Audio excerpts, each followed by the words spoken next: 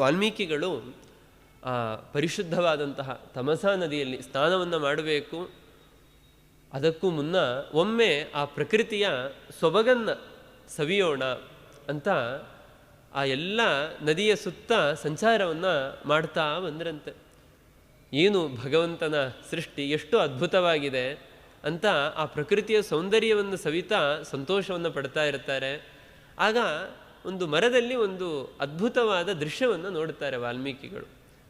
2 ಕ್ರೌಂಚ ಪಕ್ಷಿಗಳು ಒಂದನ್ನೊಂದು ಪ್ರೀತಿ ಮಾಡ್ತಾ ಮುದ್ದು ಮಾಡ್ತಾ ಇರುತ್ತೆ. ಅದನ್ನು ನೋಡಿ ವಾಲ್ಮೀಕಿಗಳಿಗೆ ತುಂಬ ಆನಂದ ಆಗುತ್ತೆ.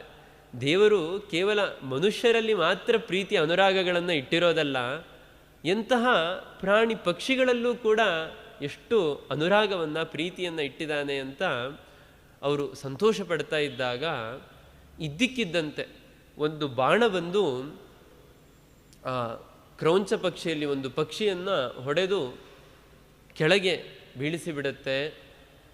ಆ ಪಕ್ಷಿಯ ದೇಹ ಎಲ್ಲ ರಕ್ತಸಿಕ್ತವಾಗುತ್ತೆ. ಅದನ್ನು ನೋಡಿ ವಾಲ್ಮೀಕಿಗಳ ಹೃದಯ ಕರಗಿ ಬಿಡುತ್ತಂತೆ. ಅವರಿಗೆ ಏಕಕಾಲದಲ್ಲಿ ಆ ಬೇಡನ ಮೇಲೆ ಆಕ್ರೋಶ, ಅಯ್ಯೋ ಈ ಪಕ್ಷಿ ಎಷ್ಟು ಒಂದನ್ನೊಂದು ಬಿಟ್ಟಿರ್ತಾ ಇರಲಿಲ್ಲ, ಈಗ ಕೆಳಗಡೆ ಬಿದ್ದು ಬಿಡುತ್ತಲ್ಲ, ಪ್ರಾಣ ಕಳ್ಕೊಂಟು ಅಂತ ಅದರ ಮೇಲೆ ಕರುಣೆ ಬರ್ತಾ ಇದೆ. ಹೀಗೆ ಆ ಕ್ರೋಧ, ಅನುರಾಗ, ಕರುಣೆ ಎಲ್ಲವೂ ಕೂಡ ಏಕಕಾಲದಲ್ಲಿ ವಾಲ್ಮೀಕಿಗಳ ಹೃದಯದಲ್ಲಿ ಉಂಟಾಗ್ತಾ ಇದೆ. ಜೊತೆಗೆ ನಾರದರು ಮಾಡಿದ ಉಪದೇಶ ಬೇರೆ ಮನಸ್ಸಿನಲ್ಲಿ ಇತ್ತು. ಆ ರಾಮನ ಕಥೆಯನ್ನೇ ಚಿಂತನೆ ಮಾಡ್ತಾ ಬರ್ತಾ ಇದ್ರು.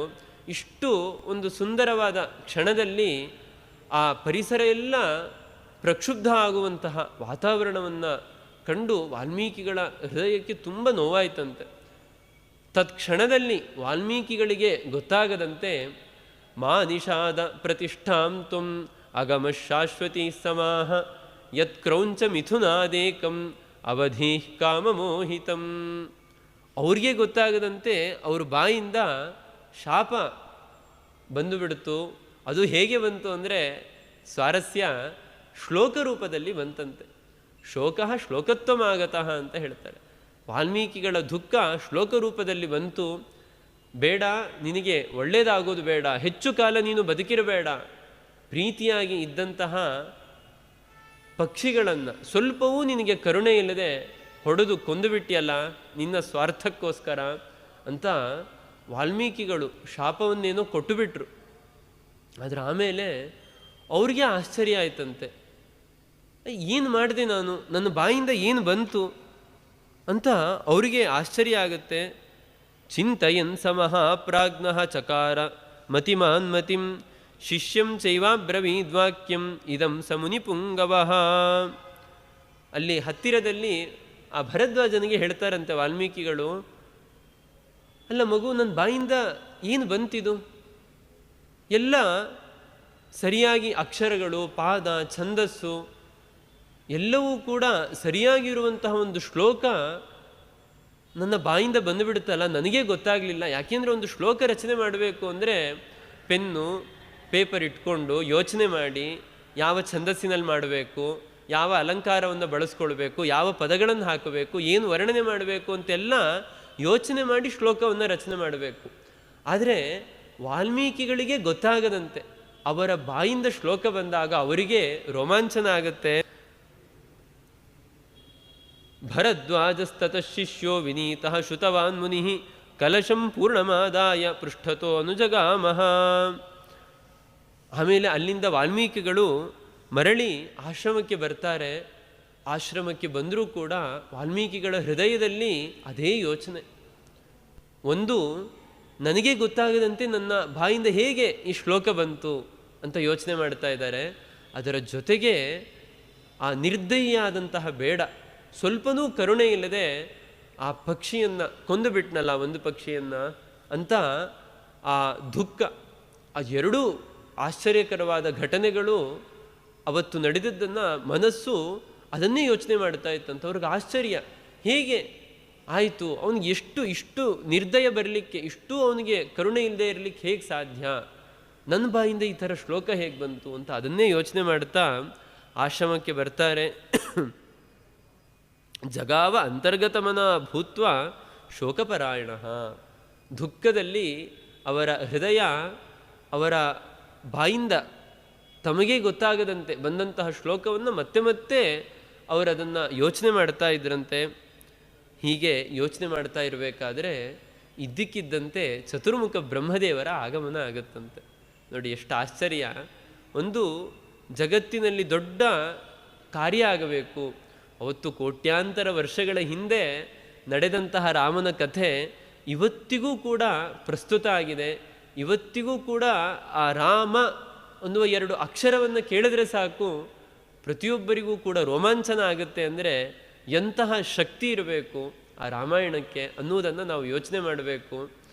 ಅಂತಹ ರಾಮಾಯಣ ರಚನೆ ಆದಂತಹ ಪ್ರಸಂಗ ಎಷ್ಟು ರೋಚಕ ಅಂತ ಅಂದರೆ ವಾಲ್ಮೀಕಿ ಋಷಿಗಳು ಅದನ್ನೇ ಯೋಚನೆ ಮಾಡ್ತಾ ಇದ್ದಾರೆ. ಹೇಗೆ ನನ್ನ ಬಾಯಿಂದ ಶ್ಲೋಕ ಬಂತು ಅಂತ ಇದ್ದಕ್ಕಿದ್ದಂತೆ ಚತುರ್ಮುಖ ಬ್ರಹ್ಮದೇವರು ಪ್ರತ್ಯಕ್ಷ ಆದರಂತೆ.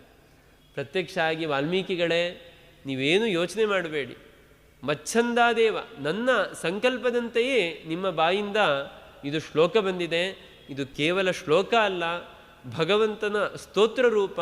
ನೀವು ಮುಂದೆ ರಚನೆ ಮಾಡಲಿಕ್ಕೆ ಇರುವಂತಹ ರಾಮಾಯಣಕ್ಕೆ ಇದು ಮಂಗಳ ಪದ್ಯ ಅಂತ ಚತುರ್ಮುಖ ಬ್ರಹ್ಮದೇವರು ಆಶೀರ್ವಾದವನ್ನು ಮಾಡ್ತಾರಂತೆ. ರಾಮಸ್ಯ ಚರಿತಂ ಕೃಷ್ಣಂ ಕುರುತ್ವಂ ಋಷಿಸತ್ತಮ. ಸಮಗ್ರ ರಾಮಾಯಣ ಕಥೆಯನ್ನು ನೀನು ರಚನೆ ಮಾಡಬೇಕು ಅಂತ ಬ್ರಹ್ಮದೇವರು ವಾಲ್ಮೀಕಿಗಳಿಗೆ ಹೇಳಿದ್ರಂತೆ. ಆಗ ವಾಲ್ಮೀಕಿಗಳಿಗೆ ಯೋಚನೆ ಆಯಿತು, ಅಲ್ಲ ಸಮಗ್ರ ರಾಮನ ಕಥೆಯನ್ನು ಬರಿಬೇಕು ಅಂದರೆ ನನ್ನಿಂದ ಹೇಗೆ ಸಾಧ್ಯ? ನಾನು ಎಲ್ಲೋ ಒಂದು ಗುಡಿಸಲಿನಲ್ಲಿ ಯಾವುದೋ ಒಂದು ಕಾಡಿನ ಮೂಲೆಯಲ್ಲಿ ಬದುಕ್ತಾ ಇರುವವನು. ರಾಮನ ಗುಣ, ರಾಮನ ಕೀರ್ತಿ ಇಡೀ ಜಗತ್ತಿನ ತುಂಬ ಪ್ರಸಿದ್ಧಿ ಆಗಿದೆ. ಆದರೆ ರಾಮನ ವಿಸ್ತಾರವಾದ ಕಥೆಯನ್ನು ನನ್ನಿಂದ ಹೇಗೆ ಬರೀಲಿಕ್ಕೆ ಸಾಧ್ಯ? ಯಾಕೆಂದರೆ ಏನೇನು ಘಟನೆಗಳು ನಡೀತು ಯಾವುದನ್ನು ಕೂಡ ನಾನು ಪ್ರತ್ಯಕ್ಷವಾಗಿ ಎದುರಿನಲ್ಲಿ ನಿಂತು ನೋಡಿಲ್ಲ. ನೋಡದೆ ಹೇಗೆ ಒಬ್ಬ ಮಹಾತ್ಮನ ಚರಿತ್ರೆಯನ್ನು ನಾನು ಬರೀಲಿ ಅಂತ ವಾಲ್ಮೀಕಿಗಳು ಹೃದಯದಲ್ಲಿ ಯೋಚನೆಯನ್ನು ಮಾಡ್ತಾ ಇದ್ರಂತೆ. ಆ ಯೋಚನೆಯನ್ನು ಮಾಡುವಂತಹ ಸಂದರ್ಭದಲ್ಲಿ ಬ್ರಹ್ಮದೇವರು ಎಷ್ಟು ದೊಡ್ಡ ಆಶೀರ್ವಾದವನ್ನು ಮಾಡ್ತಾರಂದರೆ, ರಹಸ್ಯಂಚ ಪ್ರಕಾಶಂಚ ಯದ್ವೃತ್ತಂ ತಸ್ಯ ಧೀಮತಃ ರಾಮಸ್ಯ ಸಹ ಸೌಮಿತ್ರೇ ರಾಕ್ಷಸಾನಾಂಚ ಸರ್ವಶಃ. ವಾಲ್ಮೀಕಿಗಳೇ ನೀವೇನು ಯೋಚನೆ ಮಾಡಬೇಡಿ, ರಹಸ್ಯಂಚ ಪ್ರಕಾಶಂಚ, ಆ ರಾಮನ ಜೀವನದಲ್ಲಿ ಏನೇನು ಘಟನೆಗಳು ನಡೆದಿದೆ ಅದು 4 ಗೋಡೆಯ ಮಧ್ಯದಲ್ಲಿ ಯಾರಿಗೂ ಗೊತ್ತಾಗದಂತೆ ನಡೆದ ಘಟನೆಗಳಿರ್ಬೋದು.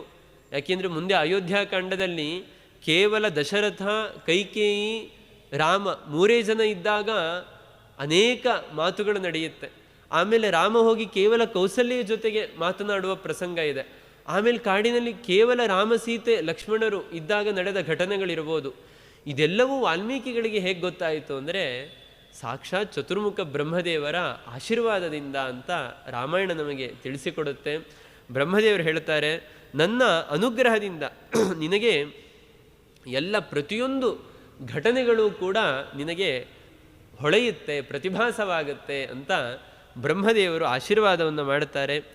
ಅಷ್ಟೇ ಅಲ್ಲ, ಎಷ್ಟು ಅದ್ಭುತವಾಗಿ ಅನುಗ್ರಹವನ್ನು ಮಾಡ್ತಾರೆ ಅಂದರೆ, ತಚ್ಚಾಪಿ ಅವಿದಿತಂ ಸರ್ವಂ ವಿದಿತಂ ತೇ ಭವಿಷ್ಯತಿ. ಬೇರೆ ಯಾರಿಗೂ ಗೊತ್ತಾಗದ ರಹಸ್ಯವಾದ ಸಂಗತಿಗಳು ಕೂಡ ನಿನಗೆ ಗೊತ್ತಾಗತ್ತೆ.